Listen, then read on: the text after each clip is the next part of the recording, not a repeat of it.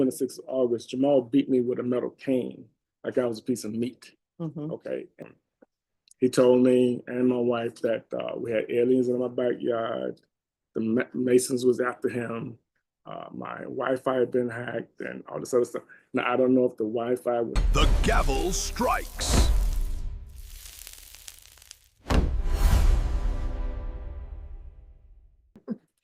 All right, court is calling 2024 CR 011671, State of Texas versus Jamal Ricardo Fisher. If I could have parties announced for the record for the state.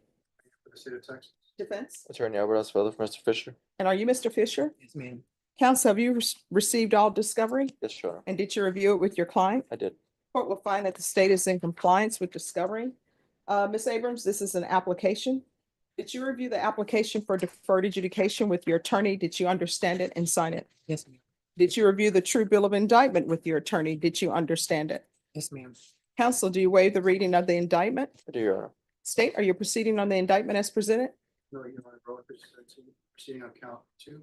Waive count. Any objection to the waivers? No objections, Your Honor.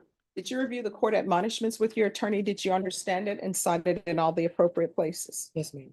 You're charged with injury to the elderly or disabled with intentional bodily injury. That's a third-degree felony. Range of punishment is anywhere from 2 to 10 years in prison and up to $10,000 fine. Did you understand? Yes, ma'am. If you have a plea bargain agreement with the state, the court does not have to follow your plea. If for any reason the court does not follow your plea and gives you more than you bargained for, the fact that you entered a plea will not be used against you, and you will be allowed to withdraw your plea. Did you understand? Yes, ma'am. You have a right to jury trial, a right for you or your attorney to cross-examine and confront any witnesses the state would call, and the right to remain silent. By entering this plea, you were giving up those rights. Did you understand? Yes, ma'am. And did you intend to give up those rights and enter into a plea in this case? Yes, ma'am. Did you understand if the court were to grant your application for deferred adjudication, if for any reason your deferred adjudication were revoked, the court could find you guilty and sentence you up to 10 years in the prison and up to $10,000 fine? Yes, ma'am. Counsel, has your client been able to provide you with any defenses? Your Honor. Do you believe he has a rational as well as a factual understanding of the charges against him? I do, Your Honor. Do you believe he's currently competent and was legally sane at the time of the offense? Yes, Your Honor. Mr. Fisher, has anyone threatened you, coerced you, or placed you in fear to get you to enter this plea? No, ma'am. Anyone promised you anything other than the plea? No, ma'am. Are you satisfied with the way you've been represented? Yes, ma'am. Are you a U.S. citizen? Yes, ma'am, I am. Court will find that defendant has knowingly and voluntarily waived his right to jury trial. Did you review the plea bargain page with your attorney? Did you understand it? Yes, ma'am. According to the plea, the state is proceeding on count 2. There's a $1,500 fine. State recommends deferred adjudication. There's an affirmative finding of family violence. There's to be no contact with the complainant and a mental health evaluation. Did you understand that to be the plea? Yes, ma'am. Defense, is that the plea? It is, Your Honor. State, is that the plea? Did you review the waiver of appeal paragraph with your attorney? Did you understand it and sign it in both places? Yes, ma'am. Did you understand by signing that you're waiving your right to appeal? The only items that can be appealed are written pretrial motions that have been filed, heard, and ruled upon by the court. Did you understand? Yes, ma'am. Counsel, are there any such motions? None, Your Honor. Outside the agreement, the state is requesting that your deferred adjudication be for a term of 4 years. There be 60 hours community service restitution, anger management, MRT, and follow all recommendations from the mental health evaluation and TAP. Did you understand those were recommendations from the state and the court does not have to follow those recommendations? Yes, ma'am. Then to the offense as charged in count 2, how do you plead? Guilty, not guilty, or no contest? No contest. State, any evidence? No objections, Your Honor. Right, did you review the waiver and consent to stipulations of testimony and stipulations with your attorney? Yes, ma'am. Did you understand it and sign it in all the appropriate places? Yes, ma'am. Again, did you understand you have a right to jury trial, a right for you or your attorney to cross-examine and confront any witnesses the state would call, and the right to remain silent? Yes, ma'am. Did you understand that today the state will be presenting evidence in the form of witnesses' statements and police reports? But most importantly, there'll be no live testimony. Did you understand? Yes, ma'am. Court will find that defendant has knowingly and voluntarily waived and consented to stipulation of testimony and stipulations. Court will accept into evidence state's exhibits 1 and attachments and review the same.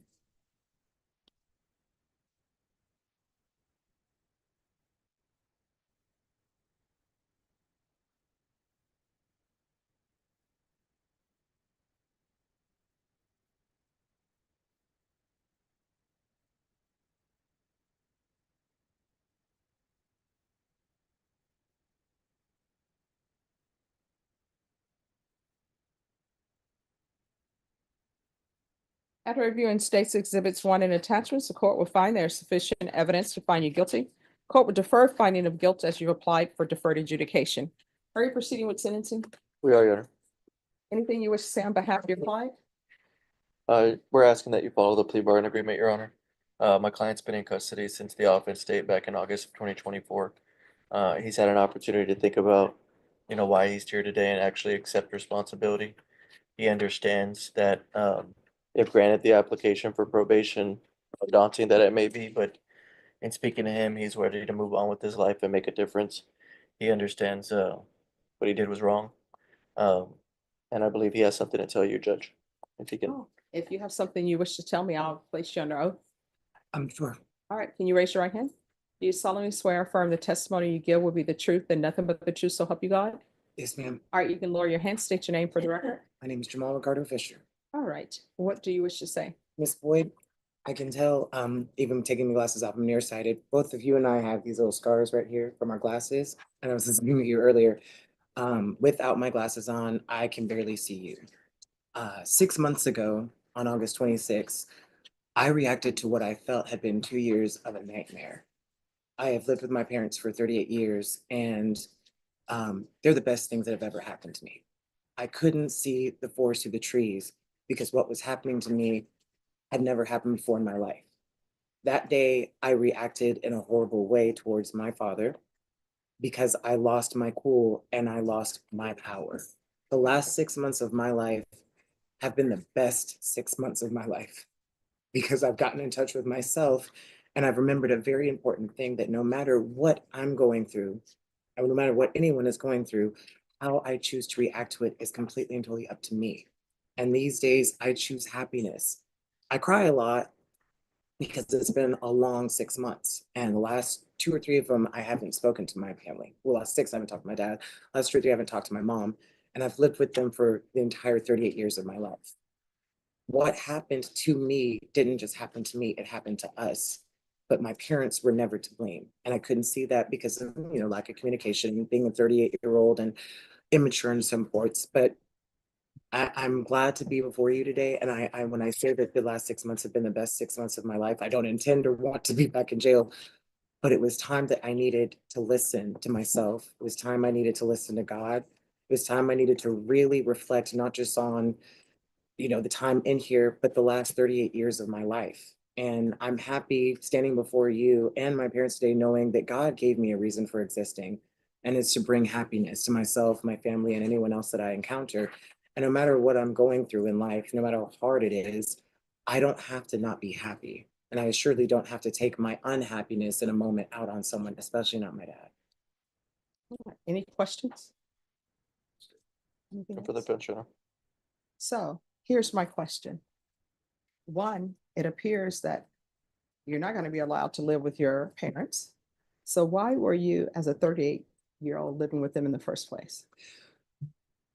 Well, over a decade ago, I'll admit that I was a drug addict, and my parents were enablers. They loved me as much as a parent could love their child, and then some. And so they didn't want to kick me out on the street. They didn't want to, despite me stealing, thieving, and whatnot.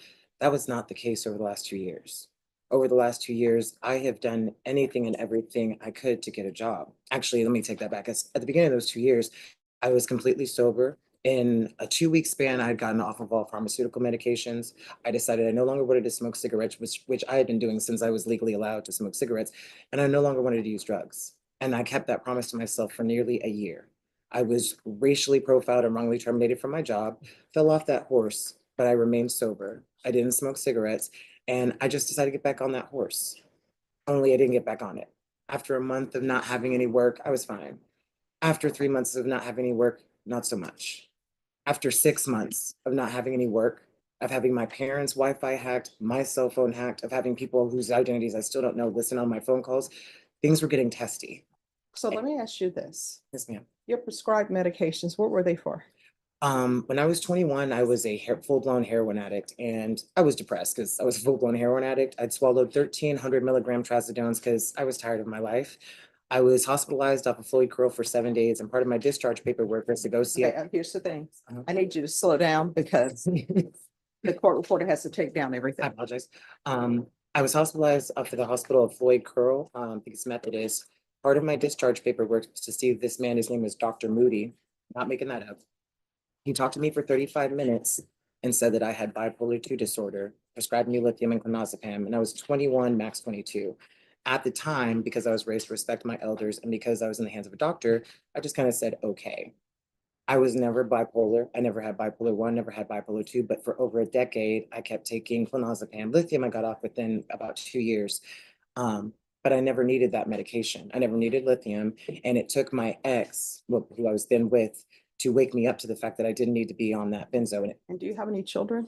No, ma'am, I wish I did. Okay. All right, any other questions? No other questions? All right. So, is his father here? Oh, I think you All right, if we can have his father come up, please.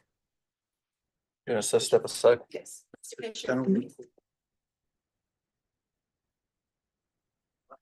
So, could you raise your right hand for me, please? Yes, Do ma'am. you solemnly swear or affirm the testimony you give will be the truth and nothing but the truth, so help you God? Yes, ma'am. All right, you can lower your hand, state your name for the record. James Henry Fisher. All right. So both parties have agreed for your son to have probation. Yes, ma'am. And part of my job is to put in place conditions that will help him be rehabilitated and help him with whatever issues he may have. Yes, ma'am. I don't do cookie cutter probations. Everybody doesn't receive the same conditions. So what is it you think he needs? Is there some mental health issues going on here? Yes, ma'am. All right. When he's talking about being diagnosed with bipolar, he was diagnosed, that's true. And when he says his ex convinced him that he wasn't bipolar and he quit taking the medications, mom goes through mood swings. Mhm. And like I said, I'm not a physician, but the physician said he was bipolar. Okay. But a friend or his ex said he wasn't. So he decided to go with what the friend of the ex said. Mhm. And when I said mood swings, it's 1 minute he's happy and up and everything's great. The next minute, the world is crumbling. And then there's an anger part of that. Okay. And my wife and I have been dealing with that most of his adult life. He has a pleasant personality, but like I said, for me, on the 26th of August, Jamal beat me with a metal cane like I was a piece of meat. Mhm. Okay. And broke into the house, did a whole bunch of negative stuff that you all have records for. I never understood why. Today, I don't understand why. Mhm. Okay, but some of the same things that he's saying to you as far as the ex convinces him not to take the medication and him not being on medication. And I'm not a doctor, but like when he was on the medication, it seemed like it was happening. Okay. He has had an issue with maintaining jobs. He told me and my wife that we had aliens in my backyard. The Masons was after him.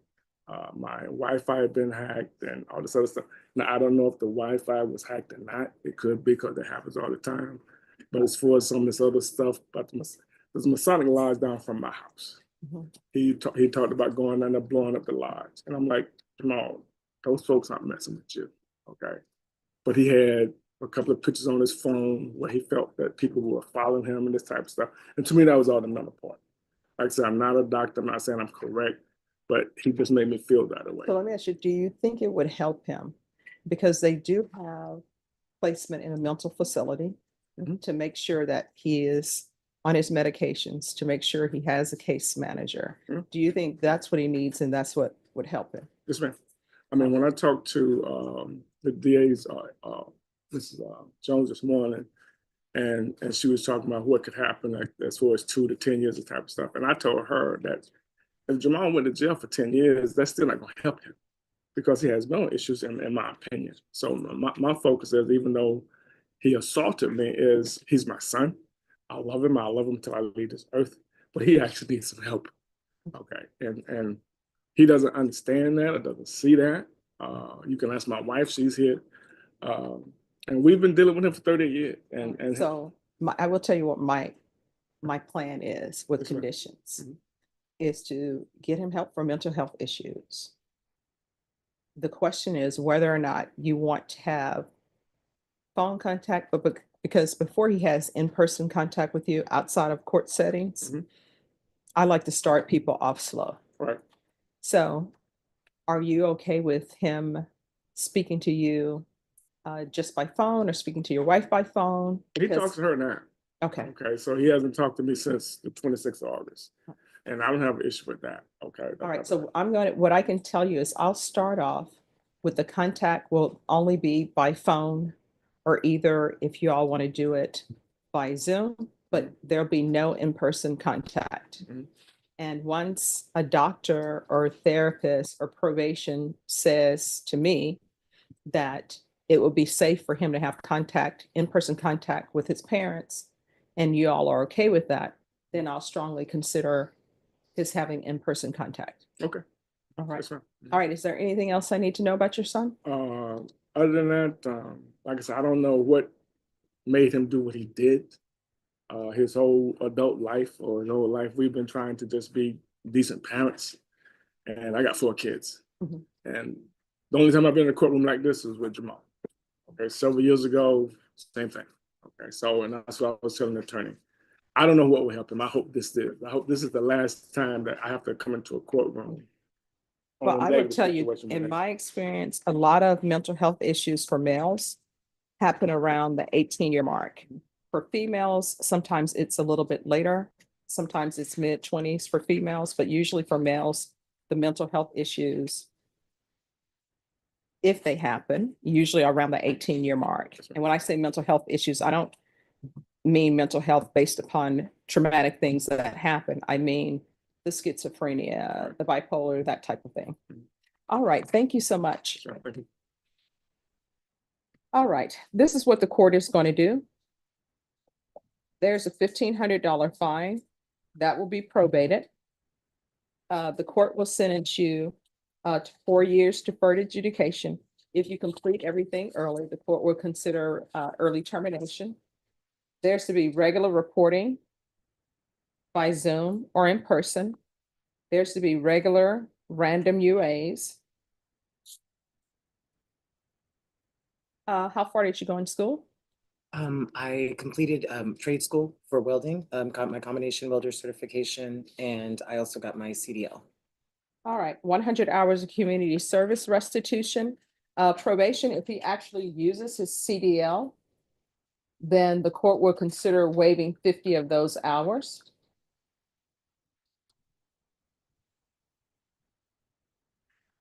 There is to be an affirmative finding of family violence. There's to be no in-person contact with the complainant or Maytum Circle, MAYTUM Circle.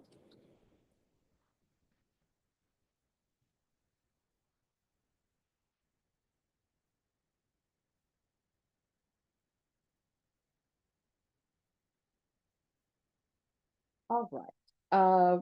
Probation. Let's do a referral to felony drug court and let them know it's for dual diagnosis. And when felony drug court comes to speak to you, you need to let them know about the heroin use. You understand? Yes, ma'am. And then there is going to be a MIC evaluation and DRF. That's to be in custody. TAP evaluation in custody. Follow all recommendations. And I tell you what, you know what I'll do with the 100 hours of community service restitution? Because I don't know if this is an anger management issue or just some mental health issues. With the anger management, once he completes that, the community service hours will be deemed satisfied. Proof of employment or SSI within 45 days of release. There's to be no employment as a home health care provider or with minors. Field visits 1 time per month until further notice. And probation with regards to the field visits, once he has a case manager in place for a month, then the field visits can be as determined by probation. Probation, is there anything else? Yes. San Antonio, Texas. And He just said it was Helotes, Your Honor. Ah, well, you know what? They made a mistake in the police report.